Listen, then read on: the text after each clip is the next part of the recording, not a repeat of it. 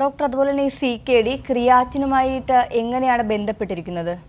നമ്മുടെ CKD എന്ന് പറയുന്നത് സ്ഥായിയായിട്ടുള്ള വൃക്കസ്തംഭനം. അപ്പോൾ അത് നമ്മൾ എങ്ങനെ കണ്ടുപിടിക്കുന്നു എന്ന് പറഞ്ഞു കഴിഞ്ഞാൽ ഈ ക്രിയാറ്റിൻ എന്ന് പറഞ്ഞ ഒരു ടെസ്റ്റാണ്.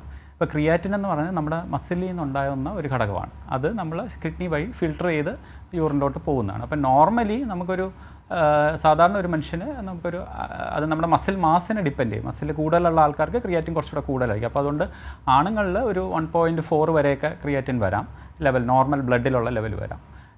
സ്ത്രീകളിൽ കുറച്ചുകൂടെ കുറവായിരിക്കും, ഒരു 1.1 ഒക്കെ വരാം. അതുവരെ നോർമലായിട്ട് നിൽക്കാം.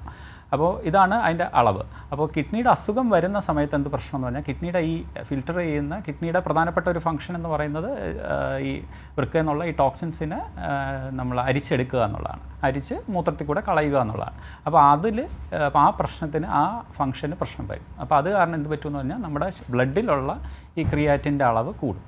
അപ്പം ഈ ക്രിയാറ്റിൻ്റെ അളവ് കൂടി നിൽക്കുവാണ്. അത് ഏകദേശം നമുക്ക് ഞാൻ നേരത്തെ പറഞ്ഞ പോലെ അക്യൂട്ട് കിഡ്നി ഇഞ്ചുറി, പെട്ടെന്ന് വരുന്ന കിഡ്നി അസുഖങ്ങളിൽ ഇതുപോലെ ക്രിയാറ്റിൻ കൂടാം. പക്ഷേ അതിലൊരു പ്രശ്നം എന്ന് പറഞ്ഞാൽ അതാണെങ്കിൽ നമുക്ക് ചികിത്സിച്ച് കഴിയുമ്പോഴേക്കും ആ ക്രിയാറ്റിൻ നോർമലാവും.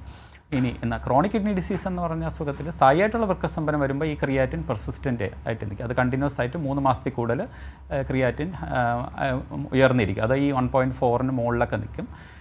അപ്പോൾ ക്രിയാറ്റിൻ നമ്മുടെ ശരീരത്തിൽ നിന്ന് ഉണ്ടാകുന്ന ഒരു ഘടകമാണ്.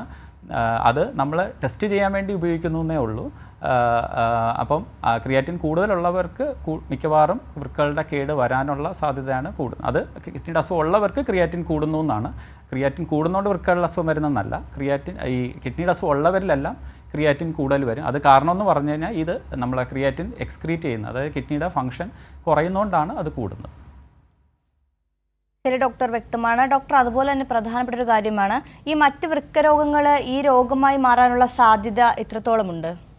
അതായത് നമുക്ക് വൃക്കകളുടെ പ്രൈമറി ആയിട്ട്, അതായത് വൃക്കകളുടെ തന്നെ ബാധിക്കുന്ന അസുഖങ്ങളാണ് നമ്മൾ ഗ്ലോമറുലർ നെഫ്രൈറ്റിസ് എന്ന് പറയുന്നത്. അതായത് വൃക്കകളുടെ അരിപ്പകളുണ്ടല്ലോ, ഗ്ലോമറുലസ് എന്ന് പറയുന്ന നമ്മളെ കിഡ്നിയിൽ നിന്ന് അരിച്ചെടുക്കുന്ന നമ്മുടെ ടോക്സിൻസും ഇതെല്ലാം അരിച്ചെടുക്കുന്ന ഗ്ലോമറുലസിനെ അഫക്റ്റ് ചെയ്യുന്ന അസുഖങ്ങളാണ് പ്രൈമറി ഗ്ലോമറുലർ നെഫ്രൈറ്റിസ് എന്ന് പറയുന്നത്. അതിനകത്ത് വരുന്ന അസുഖങ്ങളാണ് നമ്മൾ ചില ആൾക്കാർ കേട്ട് കാണും, മിനിമൽ ചേഞ്ച് ഡിസീസ്, അല്ലെങ്കിൽ മെംബ്രൈനസ് നെഫ്രോപ്പതി, FSGS, പിന്നെ ഈ SLE. അപ്പം അതൊക്കെ എല്ലാം പ്രധാനമായിട്ട് കിഡ്നിയിൽ മാത്രം വരുന്ന പ്രശ്നമാണ്.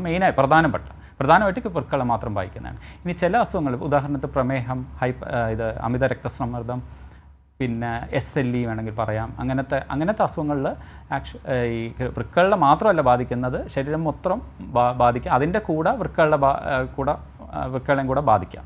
അപ്പോൾ അതാണ് സെക്കൻഡറി ആയിട്ട് കിഡ്നിയുടെ അസുഖം വരുന്നത്. അപ്പം ഈ പ്രമേഹമുള്ള എല്ലാവർക്കും വൃക്കകളുടെ അസുഖം വരണമെന്ന് നിർബന്ധമില്ല. പക്ഷേ ഒരു മിനിമം ഒരു 40% ആൾക്കാർക്ക് വൃക്കകളുടെ അസുഖം വരാനുള്ള സാധ്യത ഉണ്ട്. ഈ പ്രൈമറി ഗ്ലോമറുലർ നെഫ്രൈറ്റിസ് ആണെങ്കിൽ അത് വൃക്കകളെ മാത്രമായിട്ട് ബാധിക്കുന്ന അസുഖങ്ങളാണ്. അതിൽ ചില ആൾക്കാരിൽ വേറെ ഓർഗൻസിനെ ബാധിക്കുകയാണെങ്കിൽ പ്രധാനമായിട്ടും വൃക്കകളെ തന്നെയാണ് ബാധിക്കുന്നത്. അത് രണ്ടും തമ്മിലുള്ള ഡിഫറൻസ്.